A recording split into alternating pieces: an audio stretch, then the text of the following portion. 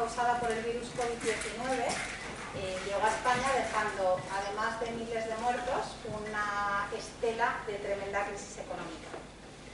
Este libro deja constancia de lo sucedido entre marzo de 2020 y junio de 2021 desde el prisma del autor. Hace análisis, reflexiona, opina, compartiéndolo cada día en su blog y está recopilado en este libro. Sobre el autor José Luis, todos lo conocéis. No me voy a detener en todos sus logros o su brillante currículum, para mí mi ejemplo, con una capacidad inagotable para afrontar cada cosa. Bueno, yo creo que me oís bien, ¿no? No hace falta. ¿Mejor? Ah, vale.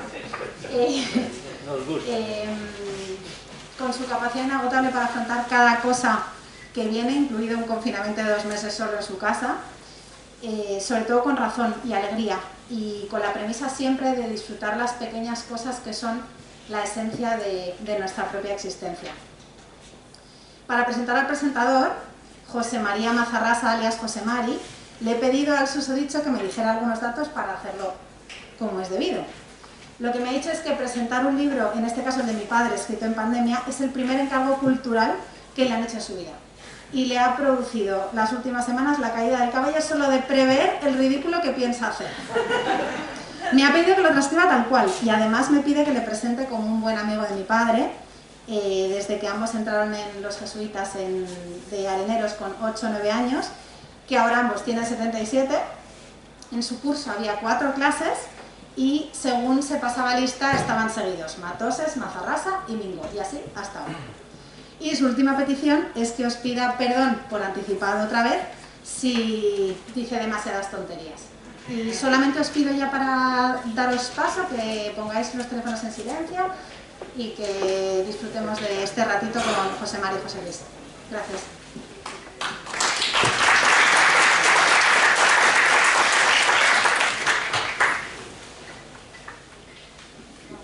Pues a ver cómo me defiendo yo, porque de verdad que jamás de los jamases me han dicho que presentara a un escritor, porque normalmente los presentadores de escritores pues son gente muy culta y muy leída y muy escribida y tal, y yo ni soy culto, ni he leído mucho, ni nada de nada. Dicen los que me conocen que lo único que tengo es bastante caradura, pero nada más. ¿Cómo podría yo hablar de este libro sin hablar del autor? Aunque le conozcáis todos, que yo creo que todos le conocemos, pues José Luis Mingo es un espécimen rarísimo, es un espécimen pues que no es normal. ¿Por qué? Porque le ha dado tardíamente por escribir, pero además lo hace muy bien, que es una cosa todavía más rara, que normalmente aquí vemos cada bodrio que para qué las piensas. José Luis no. José Luis es un señor que escribe francamente bien, es decir, tiene un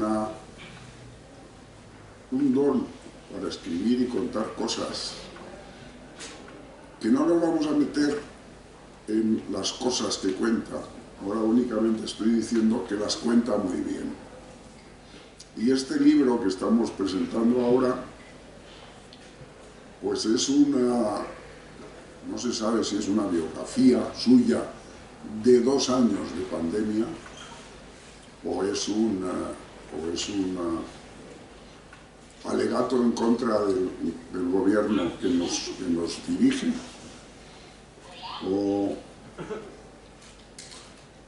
un loor a la sanidad pública, porque es todas esas cosas y alguno más. Cuando lo leáis lo comprenderéis. Aprovechando la pandemia, él habla de muchísimas cosas, fundamentalmente de lo mal que lo hace nuestro gobierno. Y luego tiene cosas de psicólogo, tiene cosas de gente muy culta. Por ejemplo, pues te cita a una serie de señores que yo no he oído de ellos en mi vida. Es decir, es una cosa realmente pues para no estar aquí. Porque es que todos los que cita él, vamos, no es por nada, pero es que cita a una señora llamada Praxágora. ¿La habéis oído alguna vez? Pues la cita como si fuera prima suya, es decir, tiene un... Además, es un señor que se fija muchísimo e indaga. No hay nada que más le divierta que estar escudriñando entre las personalidades de la gente que lo rodea, porque lo hace muy bien, y yo creo que eso también le sirve para luego escribir. Os adelanto, por si no lo sabéis, que está escribiendo una novela, esta vez es novela, y que parece ser que está muy contento con todo lo que ha escrito.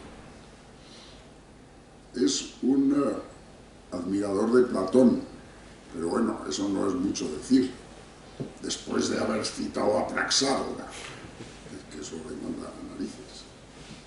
Y como se inclina por la investigación, el otro día fue a un sitio que le habían dicho y llegó allí y dijo: oiga, este es el club de los gilipollas.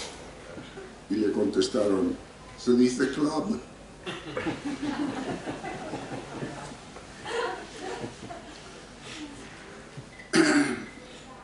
También se mete contra los que pierden el tiempo.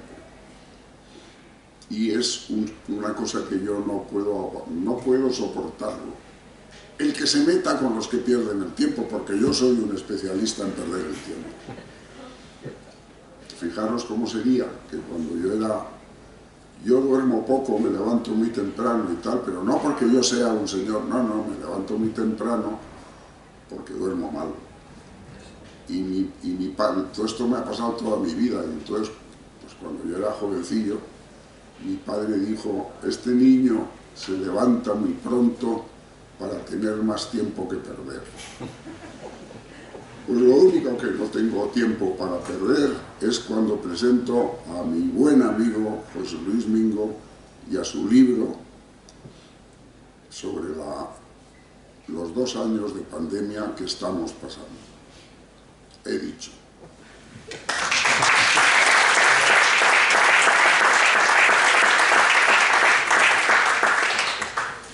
Muchas gracias, José Mario.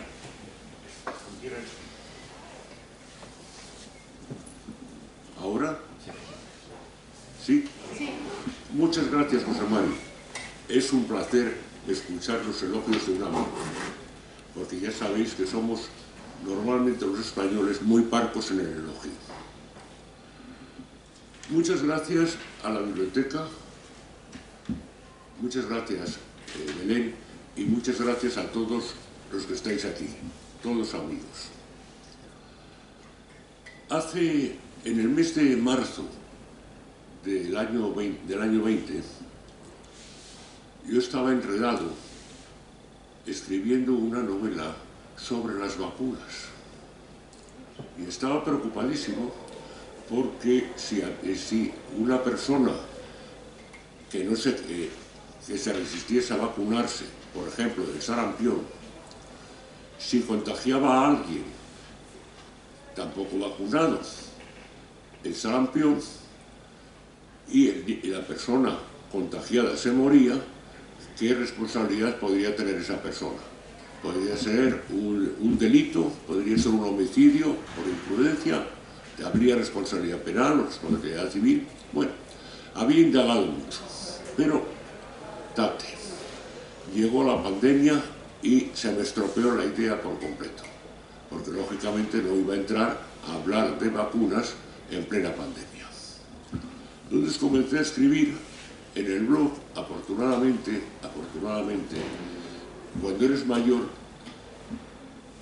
puedes aprovechar las cosas que primero aprendiste cuando eras pequeño, y es a leer y a escribir. Y encerrado en casa, solo, sin poder ver a los hijos, sin poder tocar a los nietos, sin hablar con mis hermanos, viendo solamente a los amigos en el Zoom o por teléfono, me dediqué a escribir. ¿Y qué escribía? Pues escribía las cosas que me sugería lo que estaba pasando, lo que yo veía a mi alrededor. Entonces, en los primeros días de la pandemia, yo lo que más tenía era una preocupación enorme por qué es lo que iba a pasar. O si iba a haber muchos muertos, si iba a haber pocos, qué iba a pasar con la economía. Y al margen de las grandes preocupaciones, tenía mis propias angustias. Por ejemplo, el día 18 de marzo escribí una cosa que se llamaba "Necesitaba salir de casa". Ayer, martes 17 de marzo, no podía más. Necesitaba salir de casa. Por ello, luego de pensarlo mucho y de pedir permiso en una reunión específica en el WhatsApp, mis hijas me debieron ver tan angustiado que, aunque se resistieron mucho, al final me lo dieron. Cubierto con un sombrero de fieltro verde, enmascarado, cual bandido americano, con un pañuelo blanco y el carro de la compra, a las 4 de la tarde, recorrí gozoso los 200 metros que separan mi casa del supermercado. Supongo que por llevar cubierto el rostro y por la emoción, creo que me brillaban mucho los ojos. Los pocos clientes que pululaban por la tienda, cuando me asomaba a un pasillo, escapaban rápidamente, huían y me dejaban solo para que comprase tranquilo. Bueno, cada día que escribía algo en el blog tenía cuidado en tomar unas notas y anotaba las 3, 4 o 5 noticias que eran más importantes para mí en ese día. Por ejemplo, el día 18 de marzo leí en los periódicos digitales que la pandemia avanza y en este día oficialmente en España había más de 623 muertos y se cuentan ya en 9.190 contagios. Fijaros, 623 muertos y estábamos confinados. Así pasaban los días y algunas veces tenía algunas preocupaciones. Por ejemplo, el 30 de marzo me preocupaba muchísimo el cui prodest, a quién beneficia. Y decía, aunque trato de no pensarlo, una y otra vez se llena mi pensamiento, produciéndome un espantoso horror, el viejo y muy actual aforismo del cui prodest. ¿Puede alguien beneficiarse con el deterioro total de la economía española? ¿Puede beneficiarse alguien enrareciendo, tensando y llegando a romper las relaciones de España con la Unión Europea y salir de la Unión? ¿Qué cosas? La epidemia entonces tenía ya 4.858 muertos. Y eso ya estábamos en marzo. En abril me impresionó muchísimo cuando leí una noticia que un anciano de 76 años, exactamente mis años,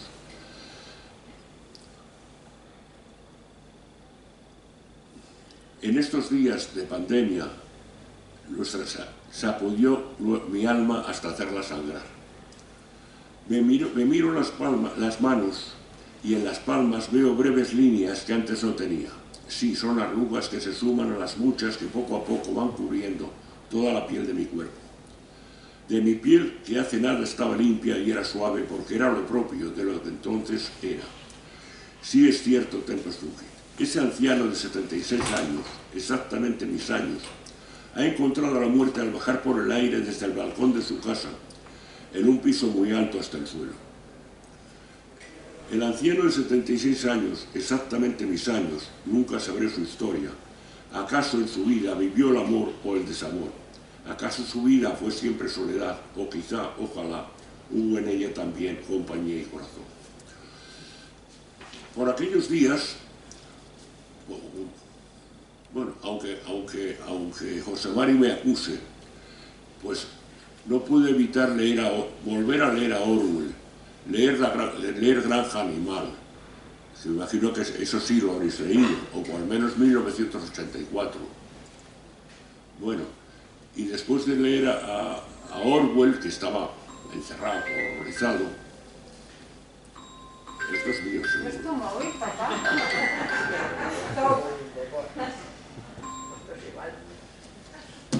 Bueno. Yo lo he sido, No. En el mes de septiembre me estuve muy interesado porque leía no sé ucronía y empecé a revisar ucronías. Y una que a mí siempre que pienso en ellas me encanta leer es Roma Eterna, de Silverberg. ¿Lo habéis leído? Es una novela preciosa. Es el Imperio Romano llega a nuestros tiempos. Bueno, leí eso, leí no pocas ucronías. En el mes de octubre estuve haciendo un esfuerzo por tratar de comprender a Sánchez, al doctor Sánchez, a nuestro presidente de gobierno. Hice un esfuerzo reflexionando intensamente sobre la inteligencia abstracta, la inteligencia ética y la inteligencia práctica de nuestro presidente. Bueno, estoy absolutamente convencido que es una de las personas que tienen mayor inteligencia práctica que hay en este momento en España. Su inteligencia ética es otra cosa. En el mes de enero estaba preocupado sobre todo por los Reyes Magos, mucho más que la pandemia. Ya no me importaba nada, ya solamente me importaba pedir cosas a los Reyes Magos. Es decir, bueno, fíjate qué cosa tan curiosa. En el mes de enero de 2021, los muertos en la epidemia eran ya 50.837. Unas 700 personas acudieron a un funeral en una mezquita en Tarragona. La policía local de Villanueva de la Cañada ha identificado a 23 personas que presuntamente participaban en una fiesta ilegal desde la Nochebuena en una vivienda de la urbanización de Villafranca del Castillo. El grupo Volkswagen y SEAT confirman su intención de construir una gran fábrica de baterías en España. Bueno, en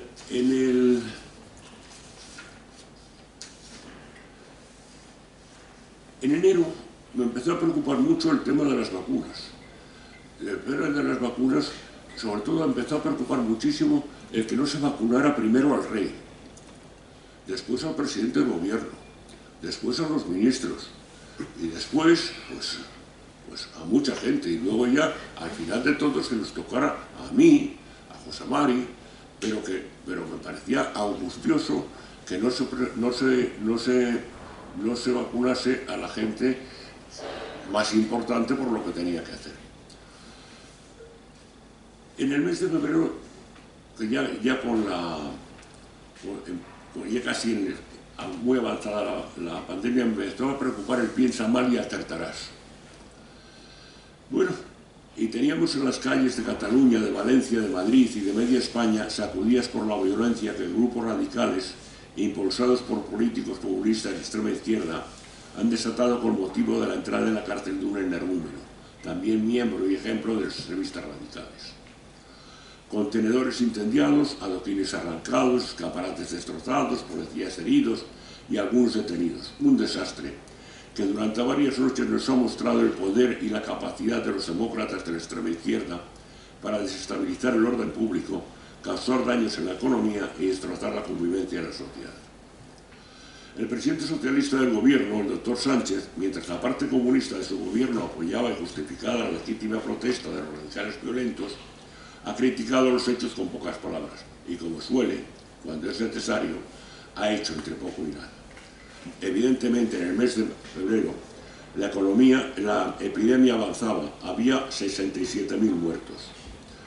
Y Grecia ya destronó a España como primer destino turístico en reservas. En el mes de febrero me dediqué a pensar bastante sobre la felicidad.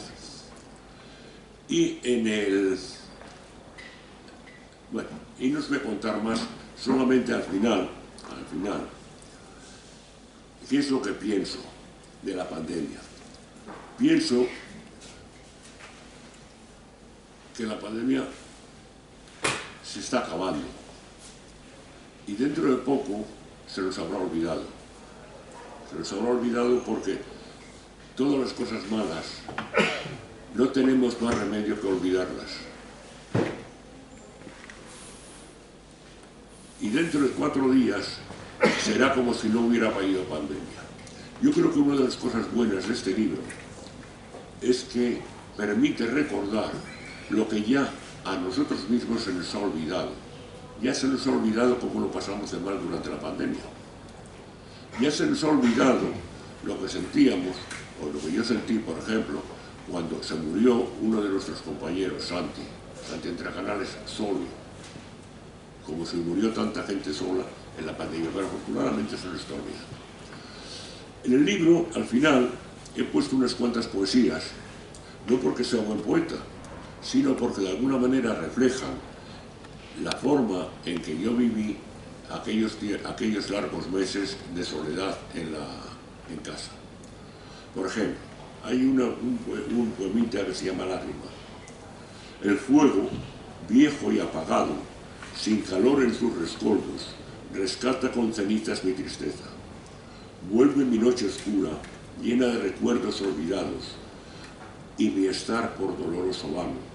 Una lágrima, solo una, limpia, cálida y amarga, con su calor me abraza el alma.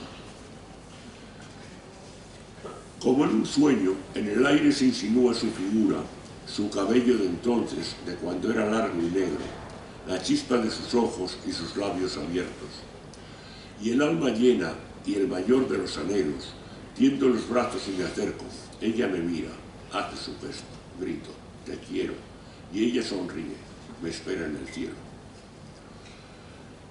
Escondido en mis recuerdos, hoy he llamado a gritos, implorando sin reparos, llorando a mis muertos, y he escuchado silencios. Dicen que son santos mis muertos, dicen que viven en el cielo, dicen que están con nosotros, detrás de mis ojos, muy dentro. Pero sigo sin ver, estoy ciego.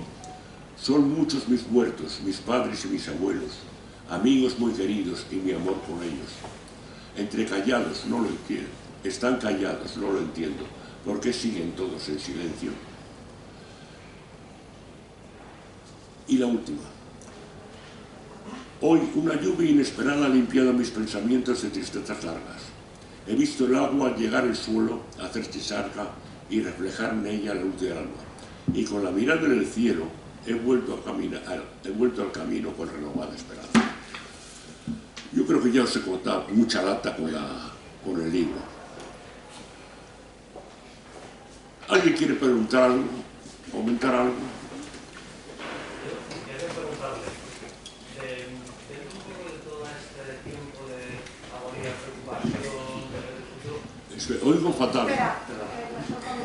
¿Listo? Sí. Hola, buenas tardes. Mira, quería preguntarle, dentro de un poco lo que nos has relatado de todo este tiempo de preocupación, de sufrimiento, de agonía, ¿cuáles han sido los pequeños momentos que le han ayudado a sobrevivir a este año y medio?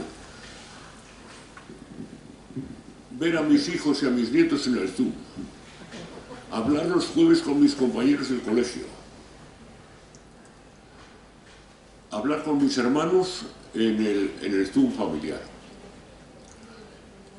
Alguna vez ver a mi vecino Javier, que está por ahí, y decirle buenos días o buenas tardes. Ver también a José, a mis vecinos. Eso ha sido lo mejor de todo.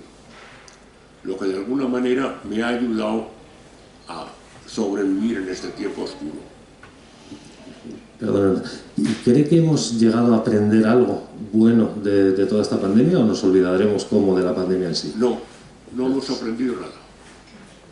Se nos olvidará absolutamente todo. Pensar que en la gripe española, la gripe del año 18, del siglo pasado, hubo 236.000 muertos. Fijaros, España tenía 20 millones de habitantes.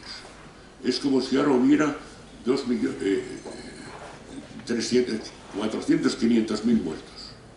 Y fueron los felices años 20,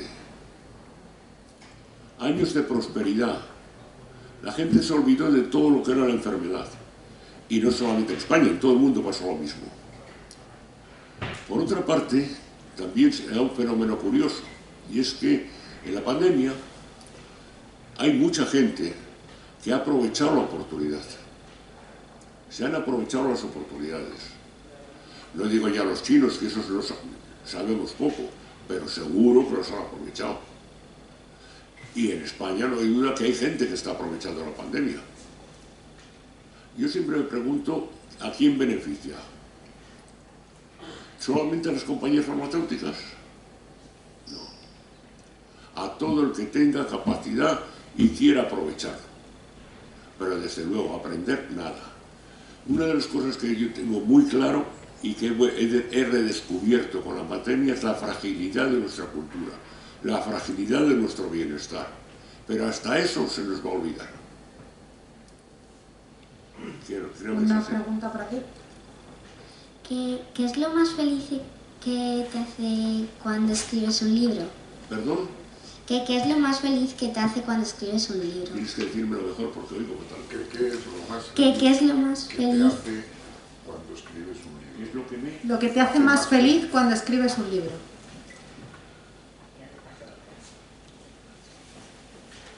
Que a alguien le sirva para algo. Que a alguien le sirva para algo. Mira, estoy especialmente orgulloso de la novela Julia. ¿Sabéis por qué?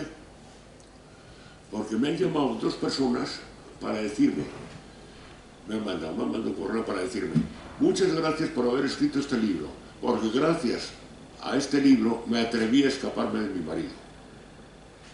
Y otra me dijo, fui capaz de escaparme de una situación terrible porque no sabía qué hacer. Eso ya justifica haber escrito el libro. Esperemos que no como un asesinato. ¿Alguna otra pregunta? ¿Alguien más quiere preguntar algo? ¿Te ha acompañado escribir el libro durante la pandemia? ¿Te ha acompañado? ¿Perdón? ¿Te ha acompañado? ¿Te ha acompañado? ¿Te has sentido acompañado con tu libro, con Sí. tu pro? Sí. El escribir este libro me ha ayudado mucho. Me ha ayudado mucho. ¿Y sabéis lo curioso del tema? Es que no tenía conciencia de estar escribiendo un libro. Pero el poder expresar lo que estaba pasando era muy importante, porque yo no hablo con la televisión. Soy incapaz de hablar con la televisión, pero también soy incapaz de oír la televisión.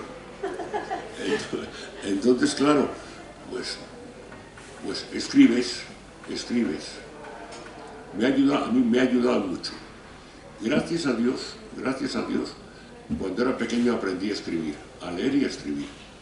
Porque si yo no sé qué es lo que haría en este momento. Fijaros, hablando de olvidos, ¿os acordáis de una imagen terrible que era el Palacio de Hielo de Majadahonda?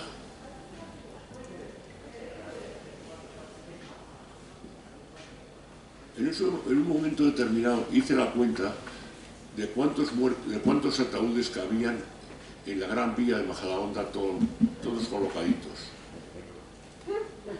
No había sitio para los muertos.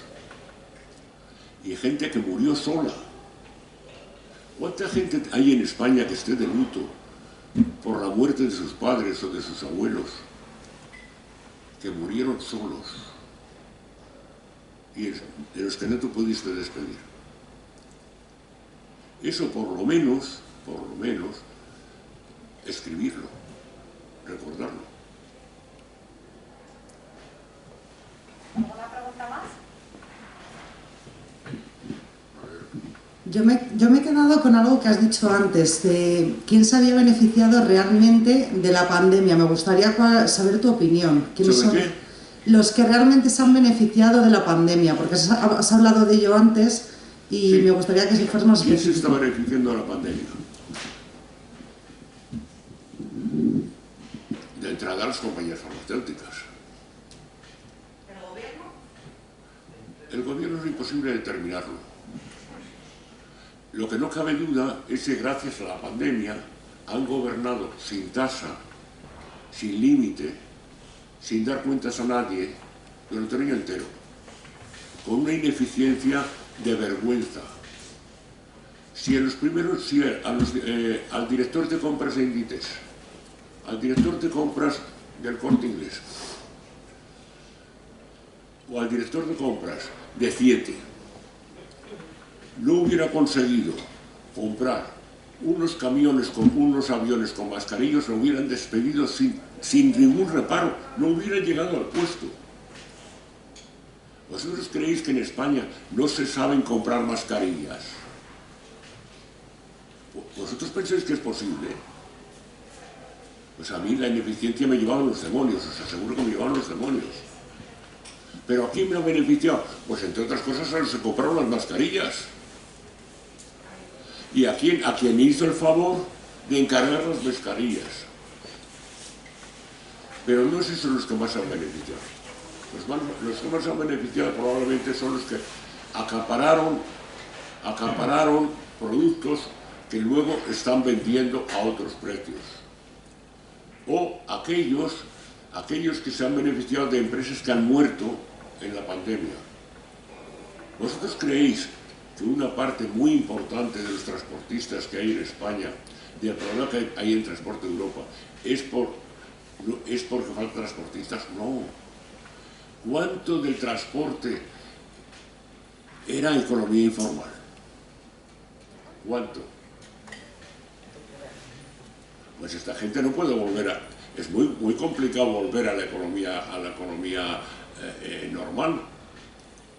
Pues a la gente que tenía, tiene transportes legales, les ha beneficiado. Creo que esto ha beneficiado también a los movimientos políticos populistas de extrema izquierda y de extrema derecha. No tengo ninguna duda. Y luego hay una serie de gente normal, corriente como nosotros, que ha aprovechado la oportunidad para hacer sus negocios, para escribir sus libros o para generar amigos.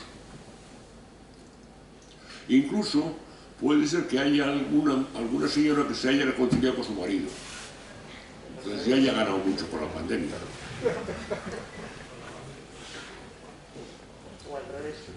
O al revés. Evidentemente hay personas a las que se les ha caído el negocio.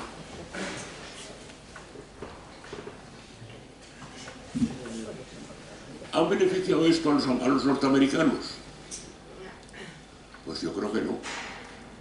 Yo creo que a los norteamericanos no les ha beneficiado. Ha beneficiado claramente a los chinos. Y no sé si a los rusos. Pero a los chinos claramente. A nosotros, desde luego, no nos ha beneficiado. ¿Alguna otra pregunta? Me levanta una curiosidad. ¿Cree que le ha podido beneficiar a los chinos? O sea, ¿dónde piensa que está el origen de esta pandemia? ¿Perdón?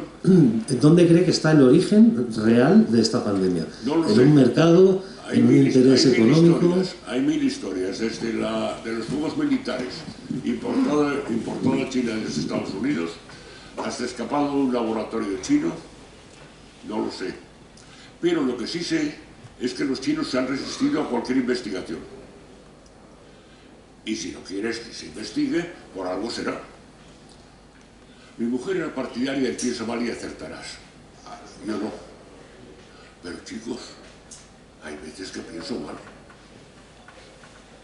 Ah, por cierto, no lo he dicho antes. Lo mejor de este libro, ¿sabéis qué es? La portada.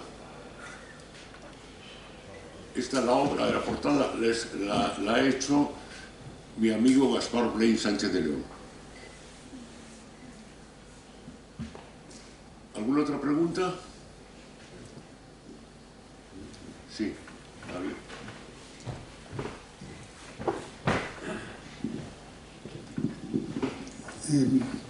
Muchas veces se habla de la fragilidad que tiene el camino que lleva a la humanidad en su conjunto, entre los que se habla frecuentemente, pues evidentemente la sobrepoblación, los cambios que estamos introduciendo en el mundo, y a mí me parece que este es un índice más, ¿no? El hecho de pensar que una cosa que se llama virus, que no sabemos ni, que se llama virus, COVID-19, que no sabemos siquiera si es un animal, si es un ser vivo, o si es un ser que se le ha puesto un mecanismo autóctono de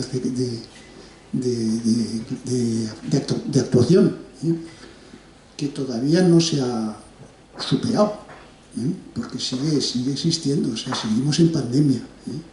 Seguimos en pandemia porque no sabemos cuál va a ser el efecto del... Pero en fin, yo lo que quisiera, hablando de este tema, es, podríamos clasificar eso y pensarlo como una amenaza real, una amenaza real de atentado contra la humanidad, contra lo que estamos haciendo, contra lo que nuestra manera de actuar y de vivir, que yo pienso que sí, que es un aviso importante en este sentido. No lo sé, Javier. Sé que la amenaza de las bacterias y la amenaza de los virus es real. Sé que es un tema que ha preocupado inmensamente a los científicos y a los médicos durante todo el siglo XX. Sé que hubo una profunda preocupación en la época, en los años 80, con la gripe aviar. En el año 87, creo que fue el 87, gracias a que se vacunó masivamente, sobre todo en Estados Unidos, se evitó una repetición de la gripe del 18, de la misma cepa de la gripe del 18. Y también os puedo decir que todo el mundo, toda la gente que sabe de virus, estaba convencida de que habría una epidemia, no pandemia, una epidemia de algún tipo de gripe antes del año 10. Pero vamos, absolutamente convencidos. Yo he hablado, os puedo asegurar que he hablado con bastante gente sobre el tema de los virus y todo el mundo estaba convencido. También es verdad que la humanidad avanza así. Y yo creo que tenemos unos genes que tienden a la supervivencia. El hombre es un animal que tiene la gran suerte de estar orientado sobre todo a la supervivencia, que es capaz de todo para supervivir, es capaz de enfrentarse absolutamente a todo para sobrevivir y lleva sobreviviendo siglos. Bien, es verdad que cuando pienso en la supervivencia, a continuación pienso en que la supervivencia implica aplastar al enemigo, eliminar a los enemigos, aquellos que impiden tu propia supervivencia. Y esa es la cara, esa es la otra cara del crecimiento humano. ¿Por qué? Porque a los hombres que necesitamos la supervivencia y luchamos por ella contra todo, casi nos da vergüenza ser capaces de matar para sobrevivir. Y entonces nos consolamos buscando la idea de la caridad, la generosidad, el bienestar, el otro mundo, para compensar nuestra necesidad de supervivir. Entonces yo creo que vamos a seguir superviviendo salvo que llegue el meteoro y nos mate como a los dinosaurios. Pero ya quedará algún hombre y alguna mujer por ahí perdidos para volver a extendernos.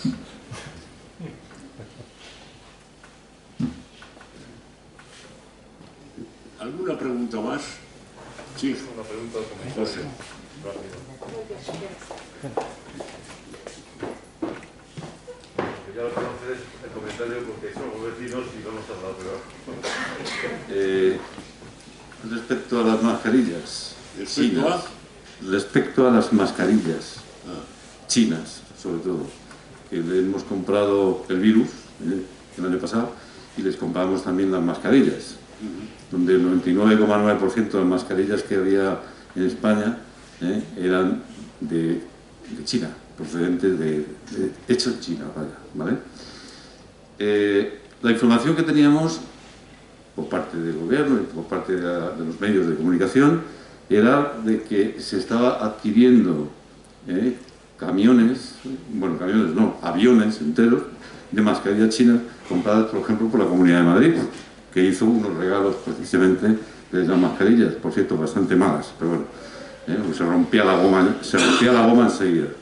No teníamos información, por lo visto, no sé si en el libro, porque lo he adquirido ahora, no lo he leído todavía, de que resulta que hay en España, no hace unos meses, sino desde el año pasado, no, años atrás, hay 4 fábricas de mascarillas, fábricas españolas, una en Burgos, otra en Sevilla, otra en Alicante y la otra no recuerdo en este momento. Afortunadamente, a partir de hace 2 meses, 3 meses, ya existen en las farmacias mascarillas de fabricación española, entre ellas la que llevo puesta. Me recorrí las farmacias de Majadahonda y algunas de Las Rozas, y luego, hablando con vecinos, les di información, y con amigos a través de WhatsApp, información de esas fábricas para que lo pidieran en las farmacias.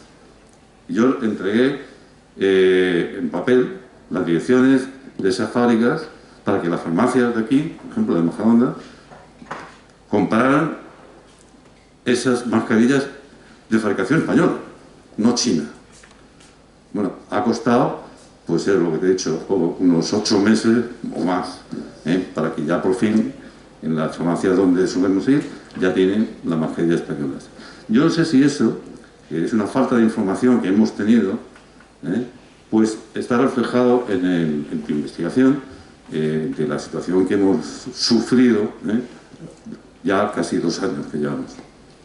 Creo que de alguna manera, no, eso concretamente no está. Lo que probablemente sí está es la no necesidad de las mascarillas proclamada por el médico Simón, que no hacía falta mascarillas porque eso era inútil. Claro, luego confesó el pobre hombre que era porque no había. Es algo... Pero como todo el mundo ha mentido tanto durante la pandemia, ya no sabes que es verdad. Y fijaros en una cosa curiosa. Durante la pandemia, ahora todo el mundo lo ha hecho bien. Todo el mundo lo ha hecho bien. Las comunidades autónomas, los ministros, el gobierno, pero no solamente en España. En Inglaterra, el primer ministro está presumiendo todos los días de lo bien que lo ha hecho. Solamente falta que en la India digan que lo han hecho bien. Los amigos indonesios de Santiago seguro que están convencidos de que lo están haciendo muy bien. Entre otras cosas porque no dejan entrar a los extranjeros. Todo el mundo lo ha hecho bien. Y es mentira, cochina mentira. ¿Vosotros creéis que hay alguien que se acuerde de que el presidente del gobierno y todos sus ministros, su mujer, la ministra del todo tú, teta, fueron a una manifestación donde se contagiaron miles de personas? ¿Alguien se acuerda? Eso no, para nada. Y hay 2 pecados. Uno es el de acción y otro, que yo creo que es peor, que es el de omisión. Pero nadie se acuerda. Nadie se acuerda. Y probablemente sea mejor que no nos acordemos.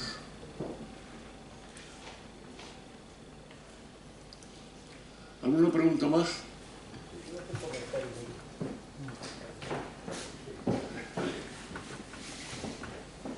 Es que, bueno, esto es una opinión mía, más que una pregunta.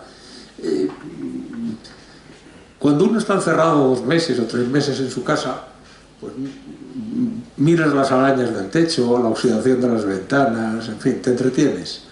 Y como tenemos un volumen turístico gigantesco de entrada y de salida, y es precisamente lo que no podíamos hacer, turismo, pues ya que estoy viendo la casa y que estaba esto roto, pues llamo al cerrajero de la esquina, ¿no?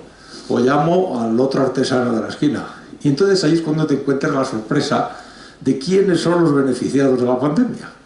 ¿Por qué? Porque te dice que ha sido cojonudo, que ha sido fantástico, que se han hinchado a hacer ventanas por todos los lados.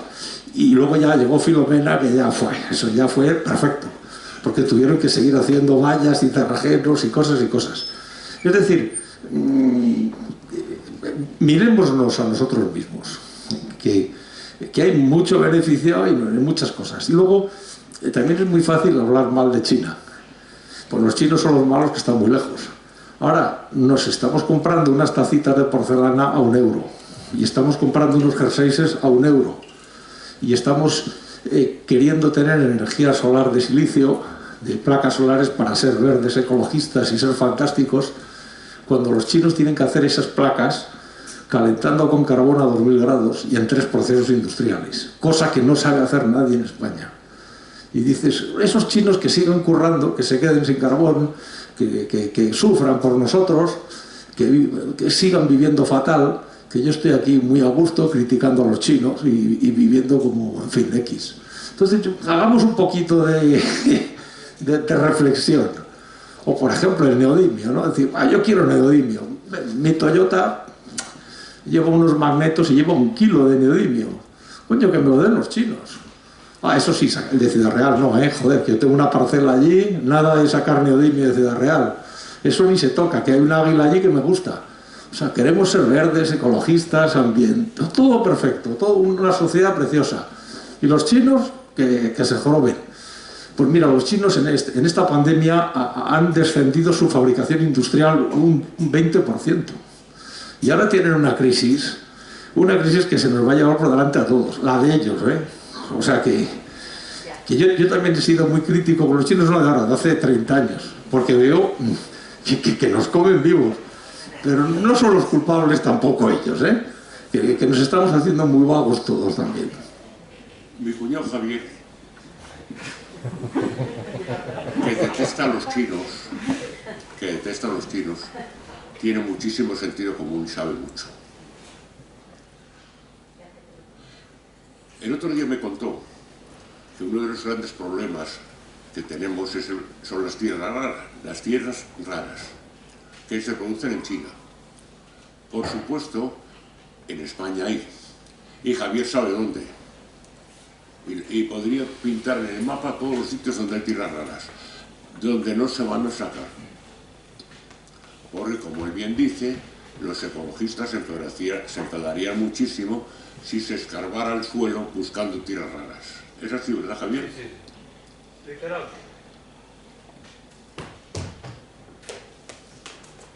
¿Alguna pregunta más? Victorita.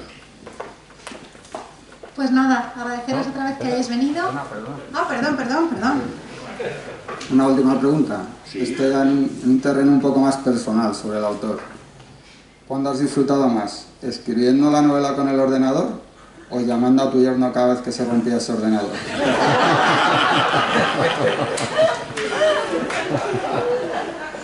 La verdad es que cuando tenía alguna dificultad con el ordenador decía, bueno, qué oportunidad tengo de llamar a mi yerno para que se distraiga un poco, porque está tan saturado, tan concentrado, que necesita un descanso.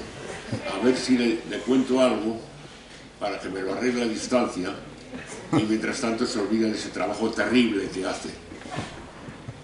Realmente me he sentido parte de esta novela unas 15 o 16 veces. Muchas gracias. José Luis, aquí. Yo te quiero hacer una última pregunta. Si nos deja tu teléfono. Una última pregunta. Ha comentado antes tu amigo José Mari que estás escribiendo la siguiente novela. Sí. Cuéntanos algo, aparte de prometer a la biblioteca que vendrás aquí a presentarla. Estoy escribiendo una novela absolutamente irreverente. Absolutamente irreverente. Absolutamente... No tanto como el gordo y el feo, para los amantes del gordo feo. Estoy escribiendo una novela sobre La reconstrucción del imperio. Ahora que está de moda, lo malo que era Hernán Cortés, lo bandido que era Pedro Oñate, lo malo que era Núñez de Balboa, la fiera que era Almagro, que sí era una fiera, o Alonso de Ojeda, y que el siglo XVIII fue el más próspero del imperio, pues estoy escribiendo una novelita sobre la reconstrucción del imperio. Anticipación. A lo mejor sale algo divertido. Solamente tengo la mitad. Yo creo que en unos meses estará terminada. Bueno, pues muchísimas gracias.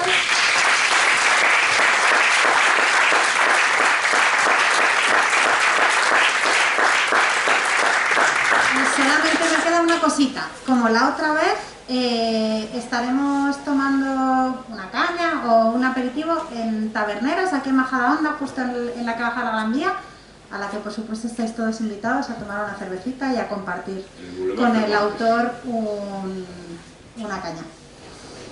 Gracias otra vez.